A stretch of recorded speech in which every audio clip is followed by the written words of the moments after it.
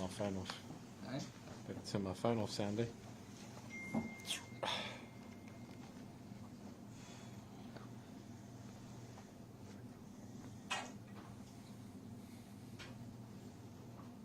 wait till we're all ready.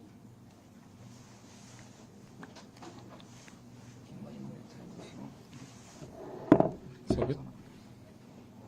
Or is that like one thing we do? Yeah, always helps. Yeah. Okay, Mukesh? Yeah. Okay, and we're live. Glenn Phillips.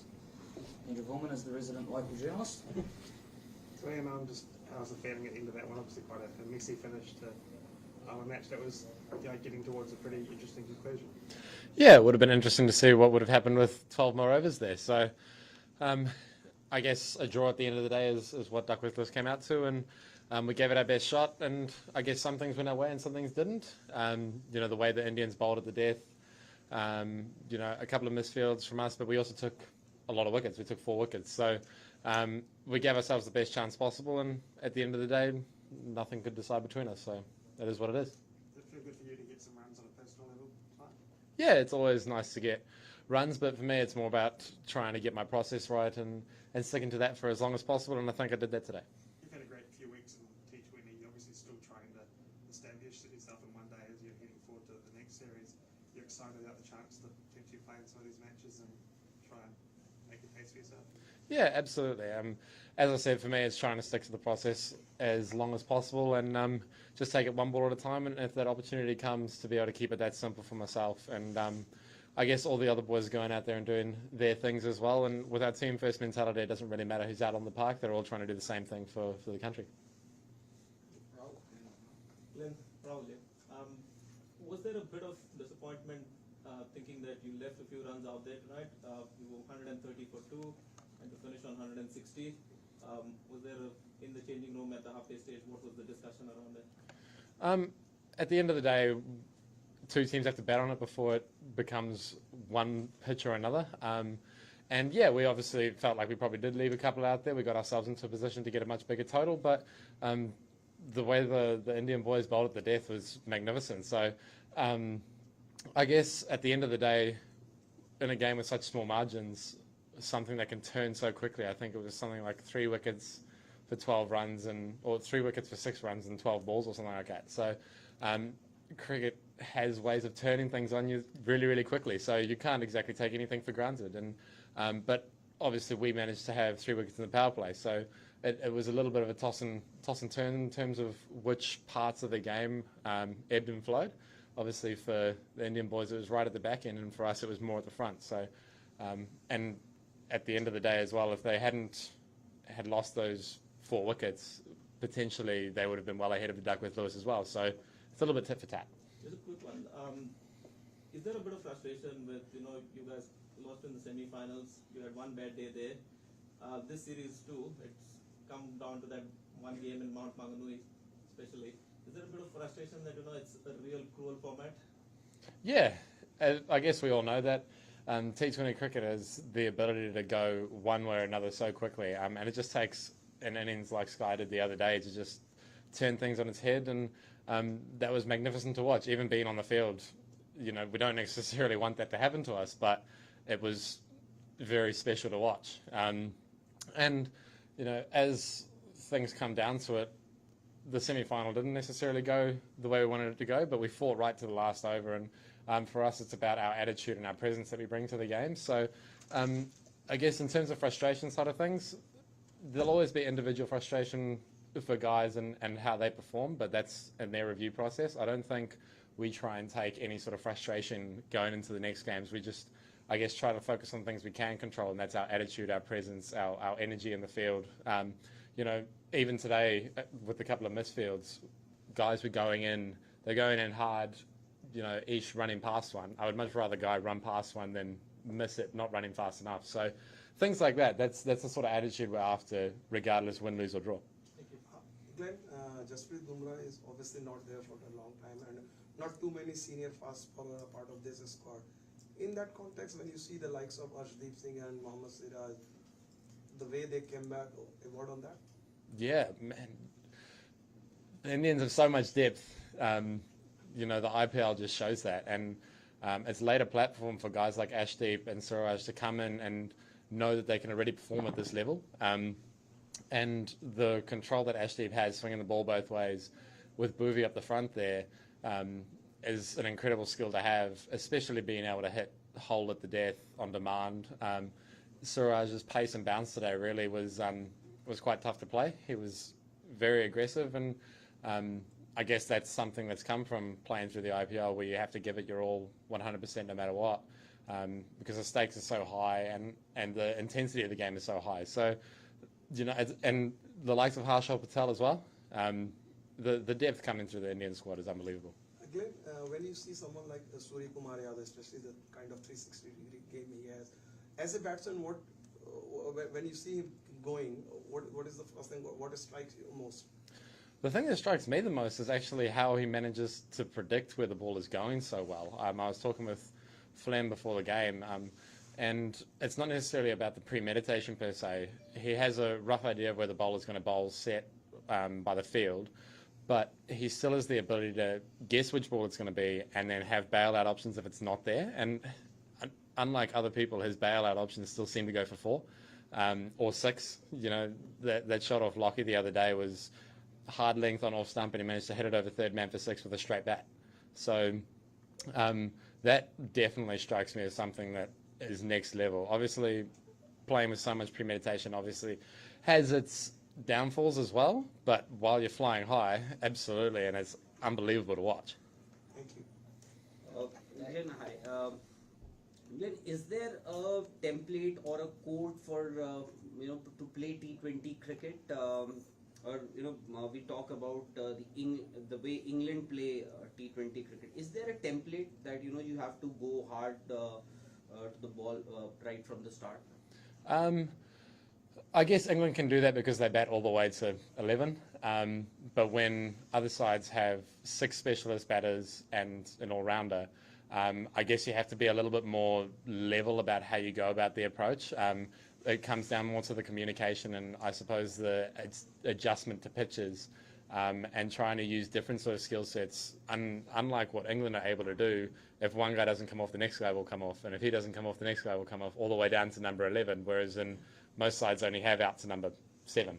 So I guess everybody's got their role to play. Like for us, Finn is the guy that goes out there and tries to enforce. And for us, in terms of our blueprint and our game plan, we have that sort of mentality where we want to throw first punches and all that sort of stuff. But if that doesn't go to plan, what's the next plan? What's going to hold us instead to be able to get us to a total to at least give our bowlers something to bowl at, or vice versa the other way around when we're chasing, trying to stay up at the rate. And, I suppose that's a very generic game plan, but it does go with the ebbs and flows of T20 cricket, and it allows us to communicate with each other, understand what the pitch is doing or what the bowlers are doing, and ideally make a plan going forward. And we may not always get that right, but I guess with the number of games that we've actually won in the last sort of 2-3 years, I suppose that game plan has held us in pretty consistent stead. We may not necessarily blow teams out of the water, but we're always there or thereabouts. We're always niggly, we're always fighting, we get into games, and I think for us, the more games that we can get into, the more chance we have of winning them, as opposed to us trying to play the style that England plays and then capitulating probably more often potentially. It's been a long time since the subcontinent nations, any team from the subcontinent won a T20 ICC T20 trophy, World Cup rather. So is it that their methods or their way of playing T20 cricket has now become obsolete in terms to how an Australian team plays, how an English team plays, or even New Zealand for that matter? I personally don't think so. There's obviously speculation and everything going around about the way T20 cricket is being played at the moment and where it's going forward. And I suppose everyone wants to see those 200, 190 games. But at the end of the day, when you're playing for your country, you're playing to win. And as I said before, it comes down to trying to adjust to the pitch on the day. And those pitches may not necessarily allow for 180, 190 scoring games. But as entertaining as that is, and as a batsman, I'd absolutely love that. But I don't necessarily think the way that India or us or anybody for that matter is going about their batting game plans in a right or wrong way per se. If it comes off and it works and say a team only gets 160, 170 and they defend it, then people say, well batted, you had a good tempo for the innings. But if the team chases it in 16 overs, then it's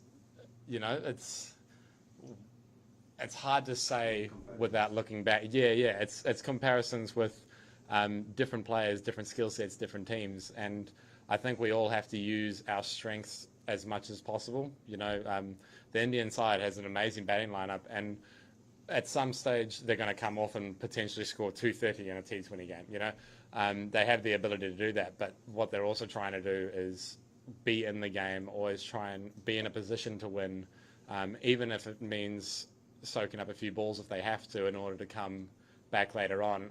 Unfortunately, if you go with the approach of soaking up a few balls to try and finish the innings well, and the innings doesn't finish well, like today could happen, for example, but you could only be on 80 as opposed to 130, that situation then looks really, really bad.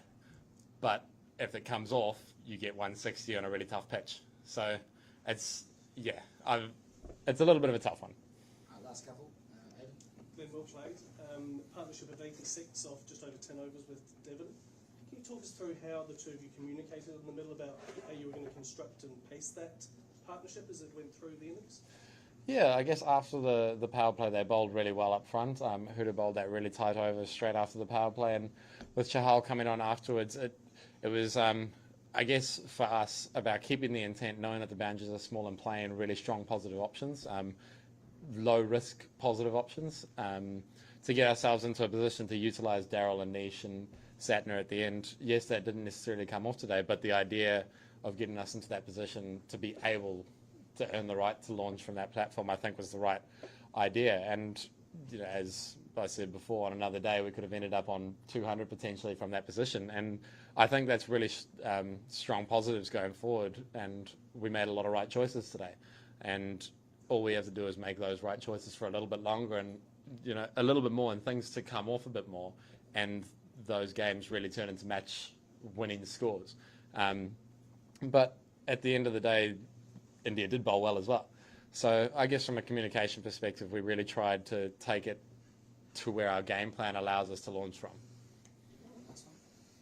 Hi again. In the previous game, New Zealand innings kind of got stuck in the middle, and that was, we believe, one of the reasons why the match ended up dead for you guys.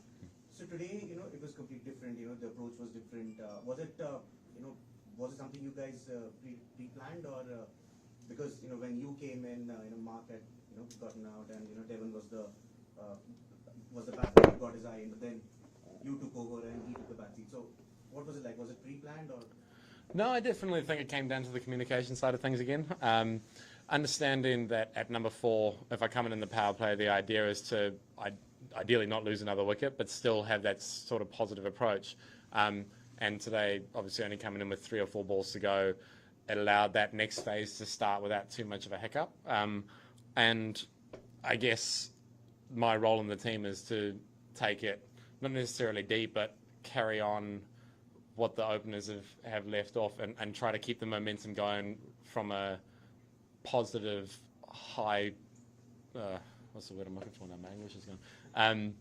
Low risk options, but still with the positive side of things. So, and understanding that Devon is going to do what Devon does, and if he takes it deep, he's going to end, like so often he ends on 80 or 50, and it becomes a match-winning total. So, for us, I don't think there was necessarily a conscious, pre-planned way of going about things today.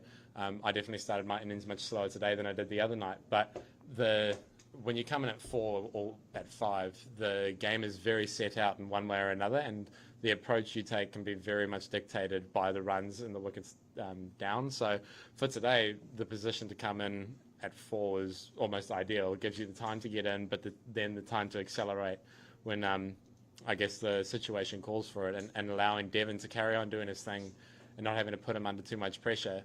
And things flowed. Things flowed really nicely. And as I said, we've got Daryl behind me as well, who does that on a regular basis for us too. So I guess when a team gets 190 like they did today, you're either going to get really close or nowhere near. And unfortunately, we tried to take it a little bit deeper.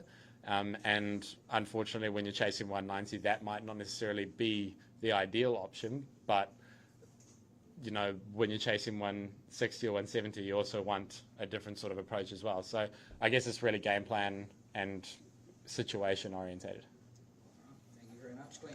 Thank you. Thanks, Glenn. Cheers. Thanks. Very thorough. Man, It's very good for 10 minutes. are you looking for a high percentage play? Yeah.